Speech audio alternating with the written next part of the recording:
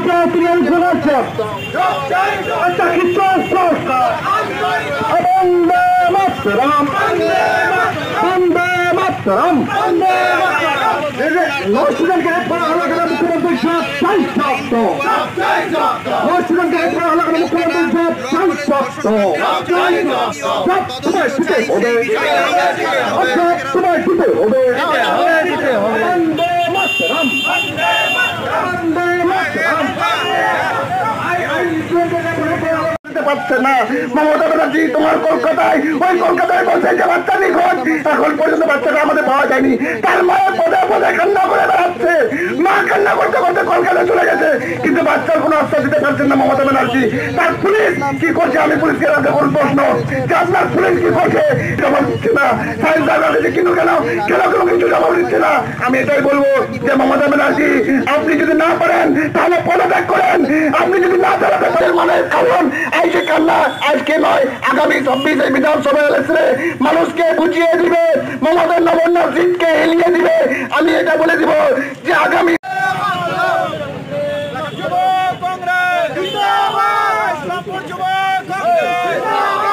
সাধারণ মানুষের সাথে যুব কংগ্রেস লড়াই লড়বে নেতৃত্বে যুব কংগ্রেস লড়াই লড়বে বন্দে মাতরম বন্দে মাতরম বন্দে মাতরম লড়াই লড়াই লড়াই চাই লড়াই চাই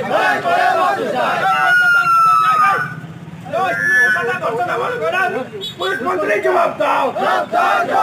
জবাব তোমায় দিতে হবে জবাব তোমায় দিতে হবে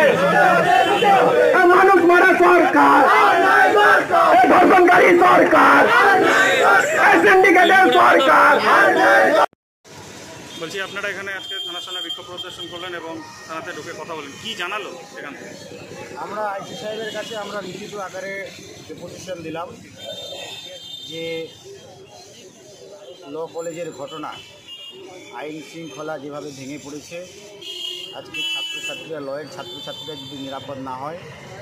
তাহলে সাধারণ মানুষ আজকে ইসলামপুরের মতন জায়গার বাবা মা তাদের মেয়েকে কলকাতায় পাঠাতে কী সাহসে পাঠাবে আইসি সাহেব আমাদের কথার সঙ্গে সহমত উনি বললেন আমাদের যে দাবি সেই দাবি তার কর্তৃপক্ষের কাছে পাঠিয়ে দেবেন তথাপি আপনারা জানেন আপনাদের সহঘরিয়াতে একটা ইনসিডেন্ট ঘটেছে বাচ্চা ছেলেটাকে কোনো রকম ট্রেস পাওয়া যাচ্ছে না সেই বিষয়ে আমরা কথা বললাম উনি বললেন তিনি ইনিশিয়েটিভ নিয়ে তার ঊর্ধ্বতন কর্তৃপক্ষের সঙ্গে কথা বললেন এবং আমাদের যে দাবিগুলো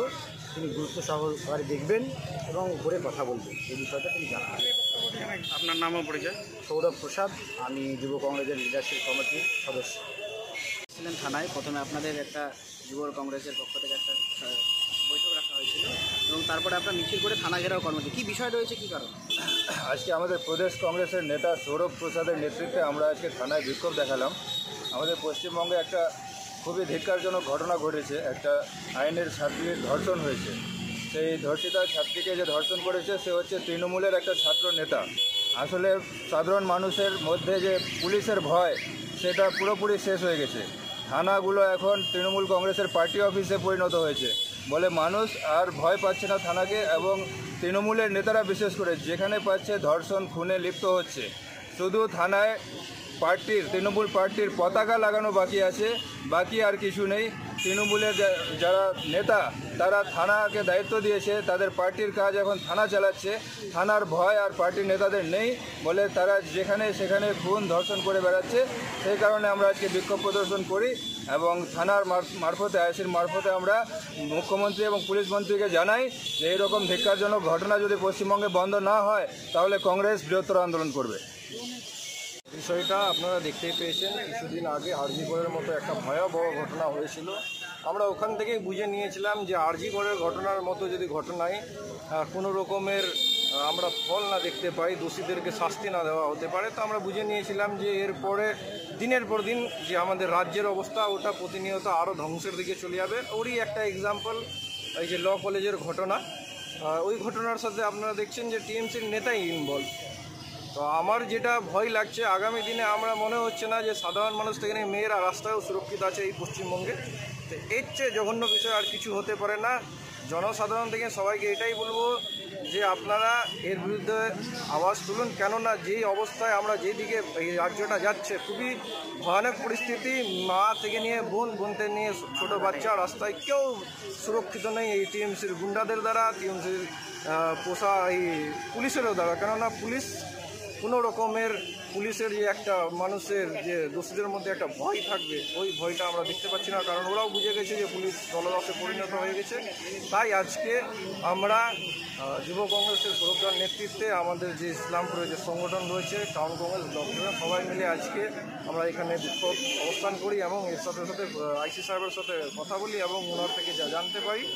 উনি আমাদেরকে কোঅপারেট করবেন এবং আমরা চাই যে উনি কোঅপারেট করুন এবং পশ্চিমবঙ্গের যে আইনি ব্যবস্থাটা যেটা